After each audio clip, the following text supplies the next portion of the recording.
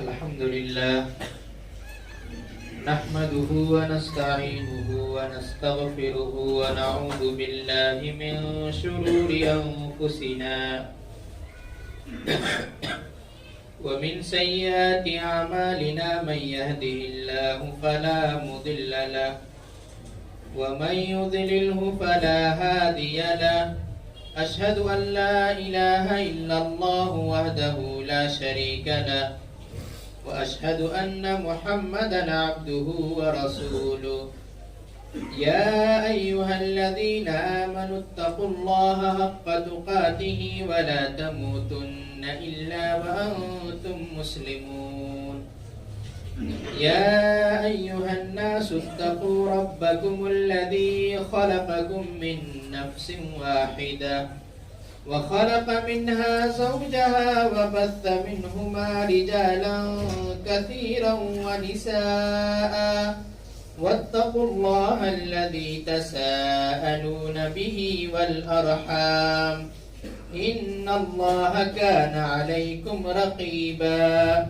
يا أيها الذين آمنوا اتقوا الله وقولوا قولا سديدا يصلح لكم أعمالكم ويغفر لكم ذنوبكم ومن يطع الله ورسوله فقد فاز فوزا عظيما أما بعد فإن خير الحديث كتاب الله وخير الهدي هدي محمد صلى الله عليه وسلم وشر الأمور محدثاتها وكل محدثة بدعة وكل بدعة ضلالة وكل ضلالة في النار أعوذ بالله من الشيطان الرجيم بسم الله الرحمن الرحيم قاف والقرآن المجيد بل عجبوا أن جاءهم منذر منهم فقال الكافرون هذا شيء عجيب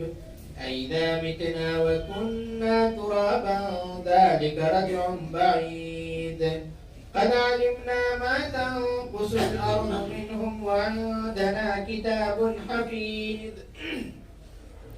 بل كذبوا بالحق لما جاءهم فهم في أمر مريج أفلم ينظروا إلى السماء فوقهم كيف بنيناها وزيناها وما لها من فروج والأرض مددناها وألقينا فيها رواسي وأنبتنا فيها من كل زوج بهيج تبصرة وذكرى لكل عبد منيب ونزلنا من السماء ماء مباركا فأنبتنا به جنات وحب الحصيد والنخل باسقات لها طلع نضيد رزقا للعباد وأحيينا به بلدة ميتا كذلك الخروج كذبت قبلهم قوم نوح وأصحاب الرس وثمود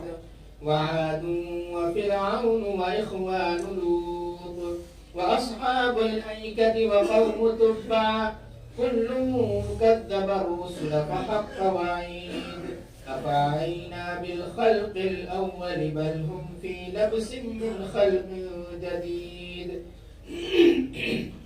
وقال تعالى في مقام آخر يا أيها الذين آمنوا اتقوا الله ولتنظر نفس ما قدمت لغد واتقوا الله إن الله خبير بما تعملون وقال النبي صلى الله عليه وسلم نعمتان مغبون فيهما كثير من الناس الصحة والفراغ وقال عمر بن الخطاب رضي الله تعالى عنه حاسبوا قبل ان تحاسبوا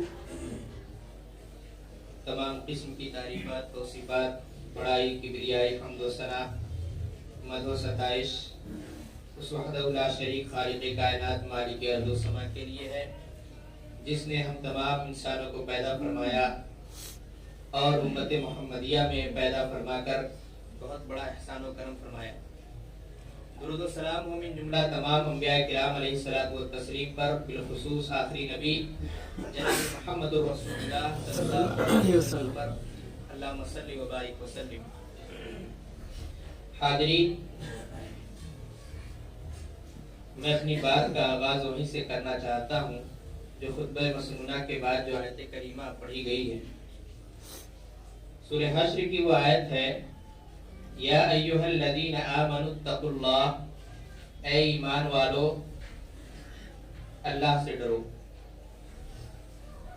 ولتنظر نفس ما قدمت لغد، اور دیکھو کہ تمہارے نفس نے کل کے لیے کیا بھیجا ہے۔ واتقوا اللہ، اللہ سے ڈرو، ان اللہ خبیر بما تعملون، بے شک اللہ رب العالمین باخبر ہے، جاننے والا ہے جو تم کرتے ہو۔ اس آیت کریمہ کے بارے میں علامہ ابن قیم رحمہ اللہ فرماتے ہیں کہ اس آیت کی وجہ سے یہ آیت اللہ رب العالمین بیان کرنے کے بعد گویا یہ پیغام دے رہا ہے کہ ہر انسان کو اپنا محاسبہ کرنا اس پر واجب ہے، یعنی محاسبہ کرنا ہر نفس پر واجب ہے۔ اپنا معمول دیکھ لیجئے، ہم میں سے بیشتر لوگ، 100% تو نہیں کہا جا سکتا، لیکن 99 یا 99.5% ایسے لوگ ہوں گے یہاں جن کے گھر میں کل کی روٹی موجود ہوگی، یعنی کل ہم کیا کھائیں گے اس کا علم ضرور ہوگا، اس کے پاس اتنا مال ہوگا، بلکہ مہینوں اگر کام دھام بند ہو جائے تو ہمارے پاس اتنا راشن ضرور ہوگا کہ ہم ایک آدھ مہینے آرام سے اپنے گھر کو چلا لیں۔ باوجود اس کے انسانی فطرت کی وجہ سے ہم اس کے باوجود کمائی میں لگے رہتے ہیں، تگ و دو میں کہ ہم مزید کمائی کریں، کچھ اور ترقی کریں۔ اگر کوئی شخص مزدوری کر رہا ہے تو اس کی خواہش ہوتی ہے کہ ہم اس سے اوپر جا کر اور زیادہ کمائیں،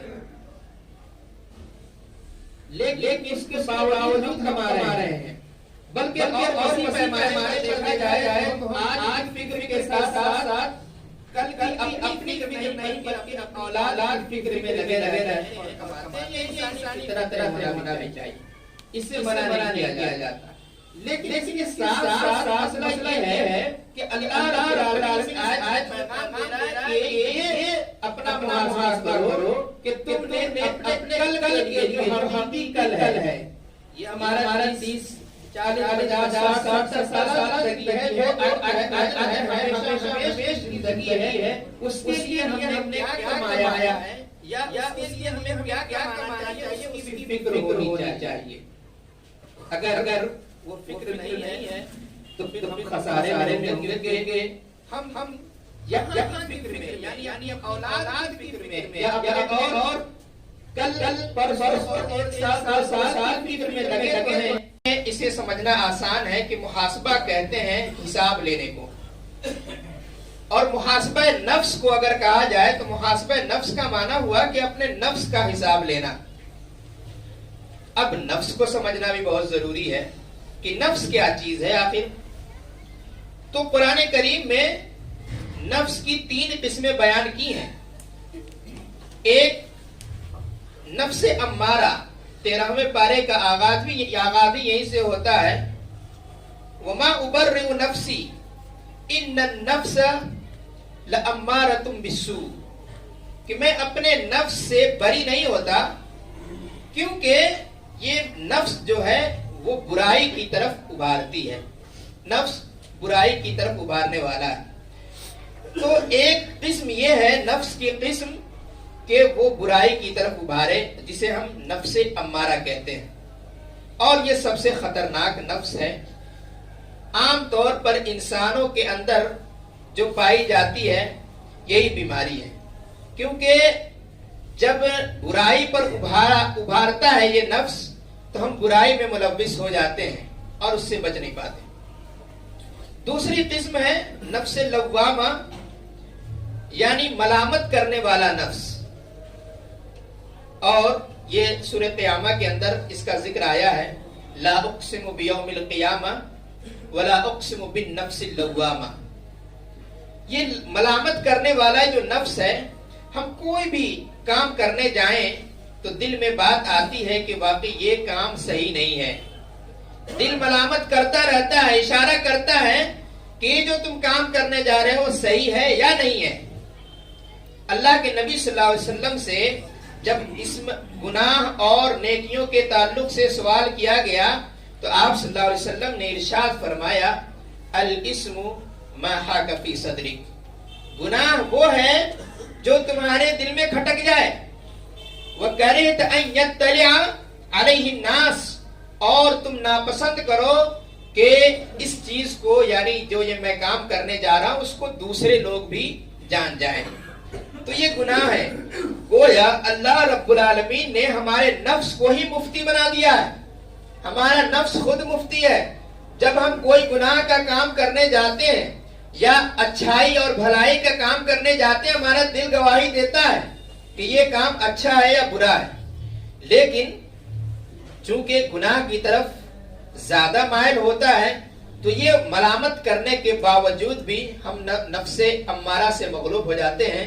हमारा नफ्से अम्मारा नफ्से लव्वामा पर गालिब हो जाता है और हम गुनाह कर बैठते हैं। और एक तीसरी किस्म जो है नफ्स की, जो तीसरी किस्म है वो ये है नफ्से मुतमइन्ना। सूरह फज्र में उसका जिक्र आया है, या अय्यतुहन नफ्सुल मुतमइन्ना इरजिई इला रब्बिकी रादियतम मर्दिया, कि ऐ मुतमइन नफ्स अपने रब की तरफ लौट जा। तो ये मुतमइन नफ्स है, इसका मामला ही बहुत बाद में आता है, ये बहुत कम लोगों को नसीब होता है। इमाम इब्न क़य्यिम रहमहुल्लाह फरमाते हैं कि नफ्स का जो सफर है वो नफ्से अम्मारा से शुरू होता है। इंसान नफ्से लव्वामा से मदद लेता है, यानी बुराई करता है या फिर अच्छाई करता है, और फिर जाकर नफ्से मुतमइन्ना को हासिल करता है। तो ये नफ्स को आपने समझ लिया कि ये कौन कौन से नफ्स है। गोया हमारे अंदर ये तीनों खूबियां मौजूद हैं कि हम किस पर हम नफ्से मुतमइन्ना पर कायम हैं या नहीं है, हम वहां तक पहुंच सके हैं या नहीं पहुंच सके हैं, ये हमें जानना बहुत जरूरी है। ये चूंकि मुहासबा जो हम कर रहे हैं, या मुहासबा का कुछ ना कुछ तरीका होना चाहिए। शरीयत ने इसको कोई जिक्र तो नहीं किया है, लेकिन उलमाए किराम ने मुहासबे के चंद तरीके बतलाए हैं। उस पर अगर हम अमल कर लें तो इंशाअल्लाह हम कामयाब हो जाएंगे। इमाम मैमून बिन महरून रहमहुल्लाह फरमाते हैं कि नफ्स को धोखेबाज समझना चाहिए। अपने नफ्स को, अपने नफ्स का हिसाब वैसे करो जैसे तुम एक धोखेबाज इंसान से हिसाब करते हो। अगर आपका कोई पार्टनर है, काम धाम में पार्टनर है, और वो धोखेबाज है, मशहूर है कि वो आदमी धोखा दिया करता है, आप उनसे कैसे हिसाब लेंगे? कभी भी इत्मीनान नहीं होगा जब तक आप उससे क्रॉस क्वेश्चन न कर ले, बार बार सवालात न करें कि ये कहां से लाए, किस तरह लाए, क्या करना था इसके साथ। तमाम जब तक आप मुतमईन नहीं होंगे, आप उसको छोड़ेंगे नहीं। लेकिन अगर कोई मोतमद आदमी होगा तो वो आपको हिसाब लिख के दे देगा, आप चुपचाप रख लीजिएगा। तो इसी तरीके से अपने नफ्स को धोखेबाज समझना चाहिए, क्योंकि नफ्से अम्मारा हमेशा गालिब रहता है और कभी भी वो गालिब आ जाएगा और हम धोखे में आ सकते हैं। इसीलिए इमाम महमूद बिन महरान रहमहुल्लाह फरमाते हैं कि धोखेबाज इंसान की तरह अपने नफ्स का हिसाब रखना चाहिए। मावर्दी रहमहुल्लाह कहते हैं कि एक ताजिर की तरह अपने नफ्स का हिसाब रखना चाहिए। ताजिर दिन भर कमाने के बाद जब अपना हिसाब किताब करता है तो देखता है कि हमने आज क्या कमाया और क्या गंवाया। कमाया अच्छी बात है, वो चाहता है कि जिस तरीके से हमने कमाई की है कल इससे बेहतर कमाने की कोशिश करूंगा। और अगर गंवाया है تو کہتا ہے سوچتا ہے کہ ہم نے فلاں فلاں مسٹیک کی ہے, ہم سے یہ غلطیاں ہو گئی ہیں, کل یہ نہیں دہراؤں گا ورنہ اور نقصان ہو جائے گا.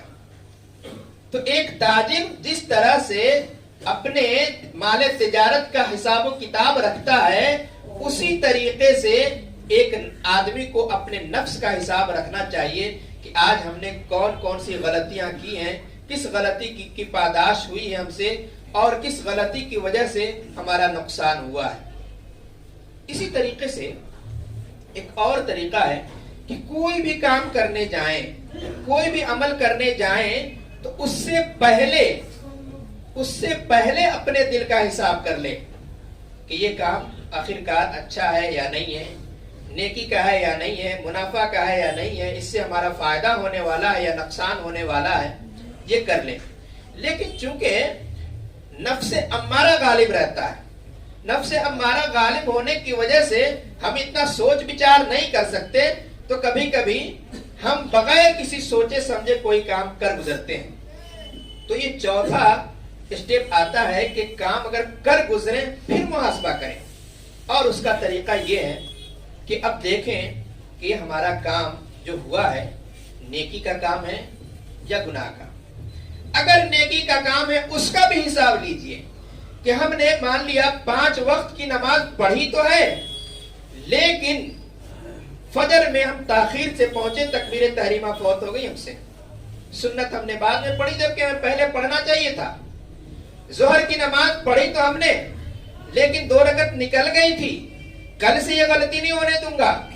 یعنی نیکی کرنے کے باوجود بھی آپ کو حساب لینا ہے کہ ہم نے یہ جو نیکیاں ضرور کی ہیں لیکن کچھ نہ کچھ کمی رہ گئی. خوب اچھی طرح نیکی کی ہے, تمام نمازیں پڑھی ہیں یا تمام جو بھی عبادات کی ہیں, لیکن اب اپنے دل کا محاسبہ کر لیں کہ ہم بالکل خلوص و للہیت کے ساتھ کیے کہ نہیں کیے. اگر نہیں کیے تو آئندہ وہی عمل ہم کریں گے تو خلوص و للہیت کے ساتھ کریں گے. اسی طریقے سے اگر کوئی گناہ کا کام انجام دے دیا ہو تب بھی محاسبہ کرنا ہے کہ یہ گناہ کا کام ہو گیا ہے ہم سے. دل میں ٹھان لے کہ آج یہ ہم سے گناہ ہو گیا ہے, یہ گناہ میری زندگی کا آخری گناہ ہے, یہ حساب ہے, آئندہ میں اس کو دوہرا نہیں سکتا. اور اگر ایسا بھی ہو سکتا ہے کہ کچھ ہم وہ کام کر گزرے جو نہ نیکی کا ہو اور نہ ہی گناہ کا ہو, یوں ہی اپنا وقت ضائع کر دیے جس میں ہمیں نیکی نہ ملنے والا ہو نہ ثواب ملنے والا ہو, تو اس وقت اس کا بھی حساب لیں کہ میں اتنا وقت جو گنوا دیا ہوں, کاش یہاں پہ کوئی نیکی کا کام کر لیتا. تو بتانے کا مطلب یہ ہے کہ ہم اپنا حساب بالکل لیتے رہیں, اپنے اعمال کا جائزہ لیتے رہیں. قد افلح من زکاہا, وہی کامیاب ہے جو اپنا تزکیہ کرتا رہتا ہے, ورنہ اور کوئی کامیاب نہیں ہو سکتا. کیونکہ ہم بسا اوقات کہیں سفر پر ہوں, منزل طے نہیں ہے کہ ہمیں کہاں جانا ہے, خوب رفتار گاڑی بھی میسر ہو لیکن منزل ہی طے نہیں ہے, تو ہم بالکل وہاں تک پہنچ بھی نہیں سکتے ہیں, یا پہنچنے میں بہت تاخیر ہو سکتی ہے. بلکہ پہنچیں گے کیوں؟ کیونکہ ہماری منزل ہی طے نہیں. تو منزل طے کرنا ہے کہ ہمیں کوئی بھی کام بغیر سوچے سمجھے نہیں کرنا. حضرت عمر رضی اللہ تعالیٰ عنہ کا جو قول میں نے خطبہ میں پڑھا تھا, حاسبوا قبل ان تحاسبوا, کہ محاسبہ کرو اپنے نفس کا, یعنی اپنا حساب کتاب رکھو قبل اس کے کہ تمہارا حساب لیا جائے. تمہارا حساب لیا جائے, اور تمہارا حساب جو لیا جائے گا وہ بہت سخت ہوگا. کبھی کبھی ہم لوگ بہت لا علمی میں کچھ ایسے جملے کہہ جاتے ہیں, کہتے ٹھیک ہے ہم اللہ کو حساب دے دیں گے, یا اللہ سے کے سامنے تم حساب لے لینا. یہ جملہ بہت ہی آسان ہے, لیکن ڈرنا چاہیے ہمیں. اللہ اگر ایک سوال کر دیا نا تو ہمیں جواب دینا مشکل ہو جائے گا, جواب ہم نہیں دے پائیں گے. اللہ کے رسول صلی اللہ علیہ وسلم ہمیشہ دعا کیا کرتے تھے, اللہم حاسبنی حسابا یسیرا, کہ اے اللہ میرا تو حساب آسان فرما دے. حضرت عائشہ رضی اللہ تعالی عنہ پوچھتی ہیں کہ آسان حساب کہتے کسے ہیں؟ تو کہتے ہیں آسان حساب تو وہ ہے کہ اللہ تم سے سوال ہی نہ کرے, بغیر حساب کتاب کے تمہارا فیصلہ ہو جائے. کیونکہ اگر اللہ نے سوال کر لیا تو پھر ہم جواب نہیں دے پائیں. تو یہ جملہ ہمیں نہیں کہنا چاہیے کہ ہم اللہ کو حساب دے دیں گے، بلکہ یہ دعا کرنی چاہیے کہ ہمیں بغیر حساب کتاب کے ہمارا فیصلہ ہو جائے. حضرت عمر رضی اللہ تعالیٰ عنہ کا اس موقع پر کہ وہ کس قدر اپنا حساب رکھتے تھے، ایک واقعہ یاد آتا ہے.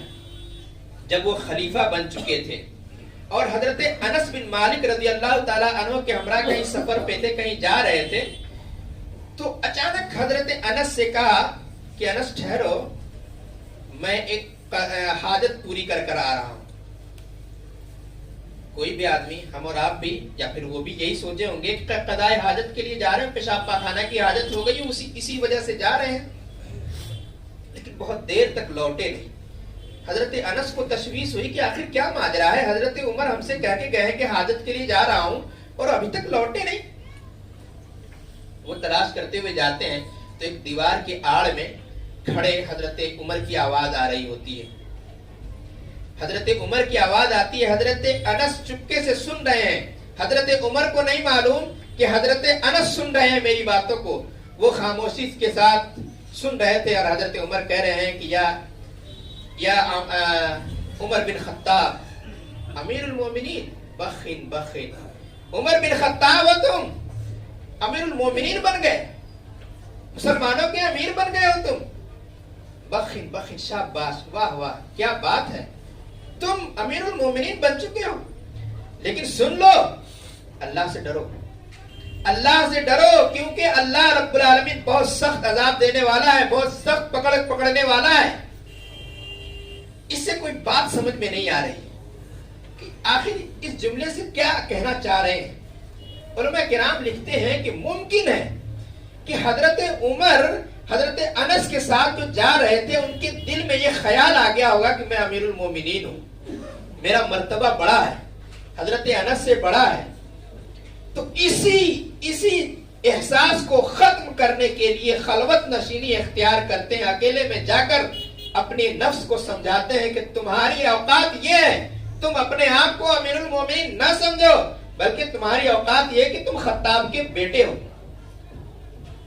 یہ ساری تمہید جو میں نے بیان کی ہے محاسبہ نفس کے تعلق سے، دراصل بتانا یہ ہے کہ ہمیں ہمیشہ محاسبہ نفس کرتے رہنا چاہیے. بالخصوص جو ہم لوگ جو 31 دسمبر میں ہم داخل ہیں، چند گھنٹوں کے بعد نئے سال کا جشن ہونے والا ہے، لوگ جشن منائیں گے، اس میں شرکت سے منع ہے. نہ شریک ہوا جائے آج سے ہی، بلکہ کئی روز پہلے سے لوگ ہیپی نیو ایئر کے مبارکبادیاں دینا شروع کر دیے ہیں. آخر ہمارا اس سے کوئی تعلق ہے؟ ہم کس وجہ سے خوش ہوں، پہلے یہ سوچنا چاہیے. آخر اس نئے سال کی خوشی کیا ہے ہمارے اندر؟ کوئی سبب تو ہونا چاہیے. کیا ہم اس لیے خوش ہیں کہ ہم اپنی زندگی کا ایک حسین سال ختم کر چکے ہیں؟ کیا ہم اس لیے خوش ہیں کہ ہم قبر سے ایک قدم آگے بڑھ چکے ہیں، قبر کے قریب ہو چکے ہیں؟ کیا ہم اس لیے خوش ہوں گے کہ ہم موت سے ایک قدم آگے بڑھ چکے ہیں، موت ہم سے قریب ہو گئی ہے؟ کیا اس لیے خوش ہوں گے؟ خوشی کا تو کوئی سبب بنتا نہیں، لیکن اس کے باوجود بھی پتہ نہیں کیوں ہم لوگ دوسرے لوگوں کے قدم سے قدم ملا کر چلنے کی کوشش کرتے ہیں. بعض لوگ کہتے ہیں کہ یہ کیا ہے، اس میں کوئی ثواب یا گناہ کا تو کام نہیں ہے. آخرکار یہ عیسائیوں کا کیلنڈر ہے جس کی وجہ سے ہیپی نیو ایئر کی مبارکبادیاں دی جاتی ہیں. عیسائیوں کا کیلنڈر ہے، ہمارا بھی تو کیلنڈر ہے، ہجری کیلنڈر. آپ کو معلوم ہے کون سا مہینہ چل رہا ہے؟ بیشتر لوگوں کو نہیں معلوم ہوگا، جبکہ یہاں پہ شو ہوتا رہتا ہے. لیکن پھر بھی اگر پوچھنے کی کون سا مہینہ چل رہا نہیں معلوم ہوگا. وجہ یہ ہے کہ ہمارا اسلام سے ہی تعلق نہیں ہے. یہ کیلنڈر اتنا شو ہوا ہے عیسوی کہ ہر بچے کو معلوم ہے کہ جنوری چل رہا ہے یا دسمبر کی کون سی تاریخ ہے، سب معلوم ہے. لیکن ہمیں تو اتنا بھی نہیں معلوم. ہاں اتنا معلوم ہوتا ہے محرم کی تاریخ، محرم میں کب یہ کرنا ہے یہ معلوم ہو جائے گا. ربیع الاول کی 12ویں تاریخ کو 12 وفات یا 12 ربیع الاول کے موقع پر میلاد النبی منانا یہ سب یاد ہو جائے گی. یہ یاد رکھیں گے عید کون سا ہے، لیکن کس مہینے میں عید ہوتی ہے نہیں معلوم. یہ ہمارا تعلق ہے. اور پھر جا کر لوگوں کے، عیسائیوں کے اور یہودیوں کے جس کی مخالفت کرنے کا ہمیشہ پیغام اللہ کے رسول نے دیا ہے، اس کے شانہ بشانہ چلنے کی کوشش کرتے ہیں اور مبارکبادیاں دیتے ہیں. اگر آپ کو کوئی مبارکبادی دے رہا ہے تو آپ پر لازم نہیں کہ جواب دے، خاموش رہیں. اور ممکن ہے کیونکہ بعض لوگ کہیں گے کہ ہمارے تجارت کا معاملہ ہے، ان لوگوں کے ساتھ رہنا سہنا ہے، ہیپی نیو ایئر نہیں کہیں گے تو پھر گھاٹا ہو جائے گا. تو آپ کے پاس ایک حسین موقع ملا تھا تبلیغ کرنے کا، وہ کب کیجئے گا؟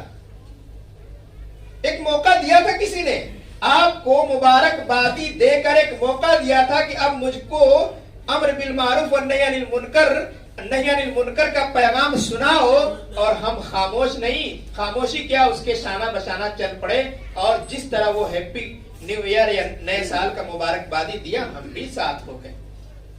یہ مبارک موقع بھی ہم نے گنوا دیا. تو یہ کم سے کم ہم عمل میں کوتاہ ہیں، عمل میں کمزور ہیں.